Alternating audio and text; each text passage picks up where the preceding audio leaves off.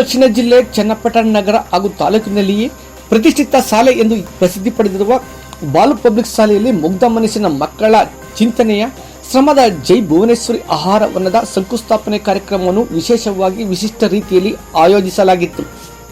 ಆಹಾರದ ಬೀಜಗಳನ್ನು ಬಿತ್ತಿ ನೀರು ಹಾಕುವುದರ ಮುಖಾಂತರ ಶಂಕುಸ್ಥಾಪನೆ ನೆರವೇರಿಸಿದ ಕ್ರಿಯಾಶೀಲ ಶಾಸಕ, ಸರಳತೆಯ ನಾಯಕ, ಮೇಲುಕೋಟೆ ಶಾಸಕ ದರ್ಶನ್ ಪುಟ್ಟಣ್ಣಯ್ಯ ಮಾತನಾಡಿದರು.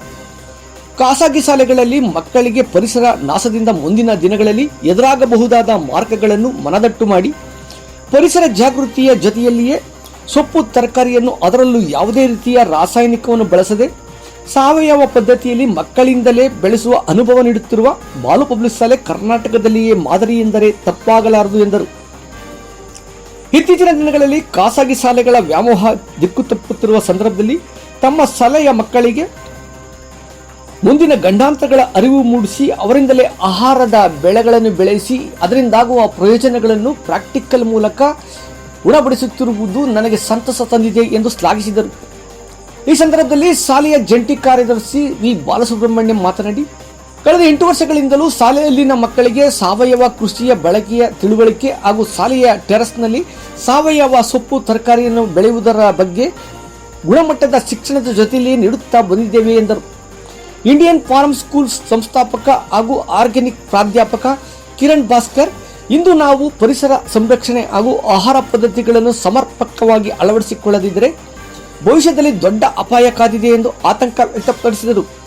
ಈ ಸಂದರ್ಭದಲ್ಲಿ ಕರ್ನಾಟಕ ರಾಜ್ಯ ರೈತ ಸಂಘದ ಉಪಾಧ್ಯಕ್ಷ ಆಣಿಗೆರೆ ಮಲ್ಲಯ್ಯ, ಕರ್ನಾಟಕ ರಾಜ್ಯ ರೈತ ಸಂಘದ ರಾಜ್ಯ ಸಮಿತಿ ಸದಸ್ಯ ಎಸ್ ಸಿ ಕೃಷ್ಣಯ್ಯ, ರಾಮನಗರ ಜಿಲ್ಲಾ ಸಂಘದ ಅಧ್ಯಕ್ಷ ಮಲ್ಲೇಗೌಡ, ತಾಲೂಕು ಸಂಘದ ಅಧ್ಯಕ್ಷ ರಾಮೇಗೌಡ, ಹೋಬಳಿ ಅಧ್ಯಕ್ಷಗಳಾದ ಮರಿಗೌಡ, ಸಿದ್ದೇಗೌಡ, ತಾಲೂಕು ಉಪಾಧ್ಯಕ್ಷ ಪಾಪಣ್ಣ, ಶಾಲೆಯ ಧರ್ಮದರ್ಶಿ ಕವಿತಾ ಬಾಲಸುಬ್ರಹ್ಮಣ್ಯಂ, ಪ್ರಾಂಶುಪಾಲರಾದ ಕವಿತಾ, ಮೇಲ್ವಿಚಾರಕರಾದ ಮೆಹರ್ ಸುಲ್ತಾನ್ ಹಾಗೂ ಹಲವಾರು ಮಂದಿ ಹಾಜರಿದ್ದರು.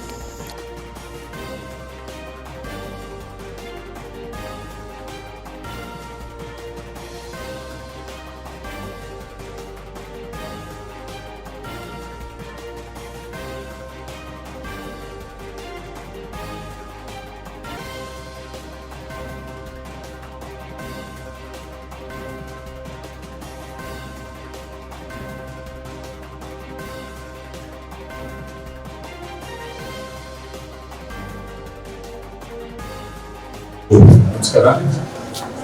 ನಮಸ್ಕಾರ ಸರ್.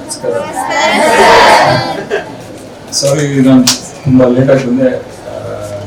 ಇದೊಂದ್ರಲ್ಲಿ ನಾನು ಫಾಲೋ ಮಾಡಿಬಿಟ್ಟಿದ್ದೆ. ಪಂಕ್ಚುವಲ್ ಆಗಿರಿ ಅಂತ ಹೇಳ್ತಾ ವೇದಿಕೆ ಮೇಲಂತ ಎಲ್ಲ ಗಣ್ಯರೇ ಹಾಗೂ ಎಲ್ಲ ಮಕ್ಕಳೇ, ಮದುವೆ ಮಿತ್ರರೇ, ಮೊದಲನೇ ತುಂಬಾ ಖುಷಿ ಆಯ್ತು. ಈಗ ಮೊದಲನೇ ಹೇಳಿದಾಗೆ ಕಿರಣ್ ಅವರು, ಬಾಲು ಅವರು ಹೇಳಿದಂಗೆ ನಾನು ಸ್ವಲ್ಪ 2 ತಿಂಗಳ ಮುಂಚೆ ನಾನು ಈ ಇಂಡಿಯನ್ ಫಾರ್ಮ್ ಸ್ಕೂಲ್ ಬಗ್ಗೆ ನಮ್ಮ ಕಾನ್ಸ್ಟಿಟ್ಯೂನ್ಸಿಯಲ್ಲಿ ಒಂದು ಕಾರ್ಯಕ್ರಮ ನಡೀತಾ ಇತ್ತು. ಅದರಲ್ಲಿ ಬಂದು ಇವರು ಇಂಟ್ರೊಡ್ಯೂಸ್ ಮಾಡ್ಕೊಂಡು ಈ ತರ ಮಾಡ್ತಾ ಇದೀವಿ, ರೂಫ್ ಟಾಪ್ ಗಾರ್ಡನ್ ಸೆಟಪ್ ಮಾಡ್ತಾ ಇದೀವಿ ಅಂತ.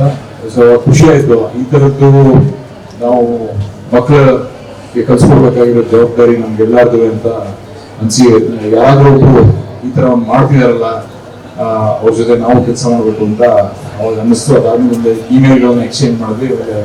ಟೈಮ್ ಸೆಟಪ್ ಮಾಡೋಕ್ಕಾಗಿಲ್ಲ. ಇದು ಇವತ್ತು ಕೂಡ ಬಂದಿದೆ. ಈಗ ನೋಡಕ್ಕೆ ಆಕ್ಚುಲಿ ನೋಡೋದು ತುಂಬಾ ಒಳ್ಳೆಯದಾಯ್ತು. ಈಗ ನಾವು ಕ್ಲೈಮೇಟ್ ಚೇಂಜ್ ಬಗ್ಗೆ ಮಾತಾಡೋದು ಮಕ್ಕಳಿಗೆ ನಿಮ್ಗೆ ರೆಲೆವೆಂಟ್ ಆಗಿ ಒಂದೆರಡು ಮಾತಾಡ್ಬಿಟ್ಟು ಮುಗಿಸ್ತೀನಿ ಅಷ್ಟೇ. ಕ್ಲೈಮೇಟ್ ಚೇಂಜು ಈ ಡಿಸ್ಕಷನ್ಸು ಬರೀ ಬುದ್ಧಿಜೀವಿಗಳು, ಆಕ್ಟಿವಿಸ್ಟ್ಗಳು ಕೆಲವು ವರ್ಷಗಳಿಂದ ಮಾತಾಡೋಕೆ ಶುರು ಮಾಡ್ತಾರೆ. ಇದರಿಂದ ಆಯ್ತಾರಂತ ಅನಾಹುತಗಳು ಇವೆಲ್ಲ ನಾವು ಆಳವಾಗಿ ಯೋಚನೆ ಮಾಡಿ ಶುರು ಮಾಡಿದ್ರೆ ಇಲ್ಲಿ ನಿಜವಾಗ್ಲೂ ಇಶ್ಯೂಸ್ ಆಯ್ತಾ ಇರೋಂಥದ್ದು ರೈತರಿಗೆ ತುಂಬಾ, plus ಲೇಬರರ್ಸ್ಗೆ.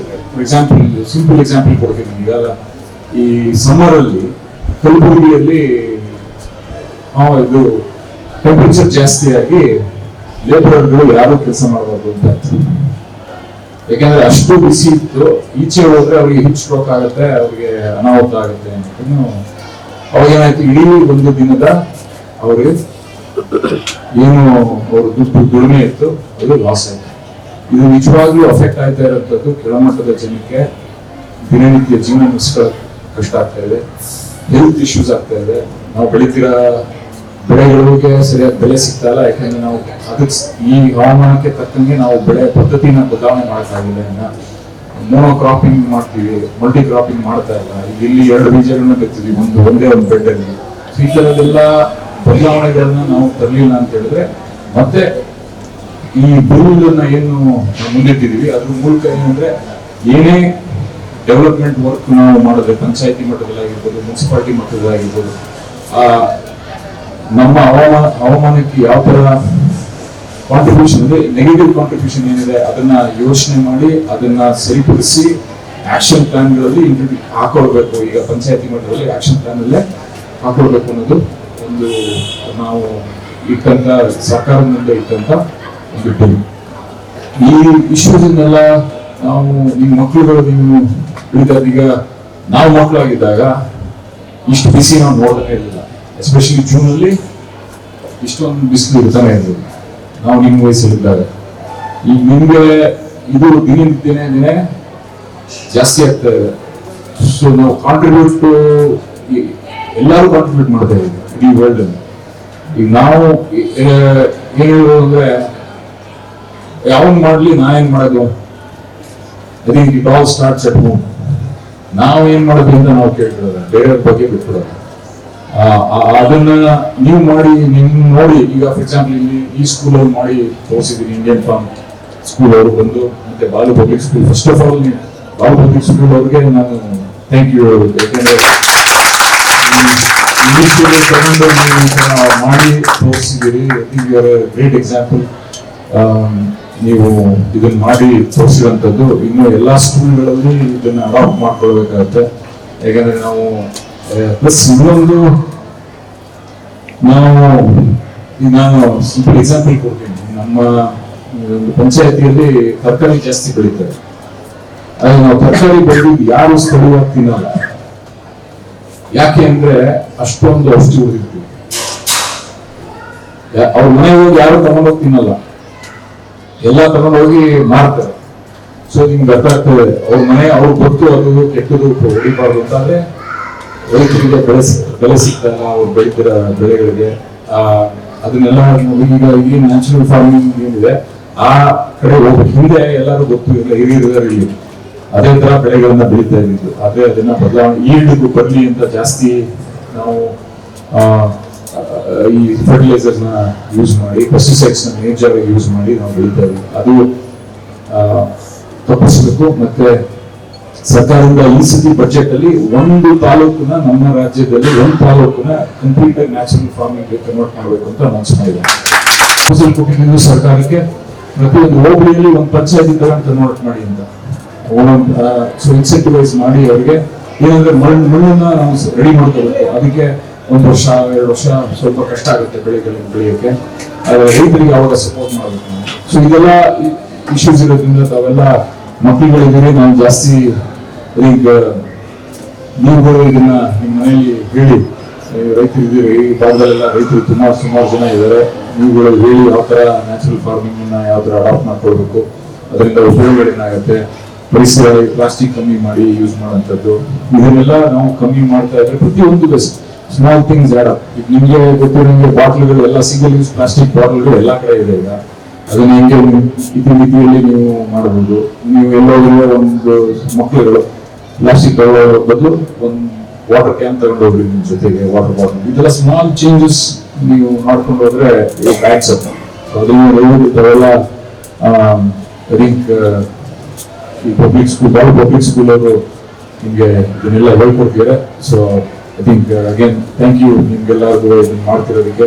Plus Indian farm school ಅವ್ರಿಗೆ ಈ ತರ ಇನಿಷಿಯೇಟಿವ್ಸ್ ಇನ್ನೂ ಜಾಸ್ತಿ ಆಗಿ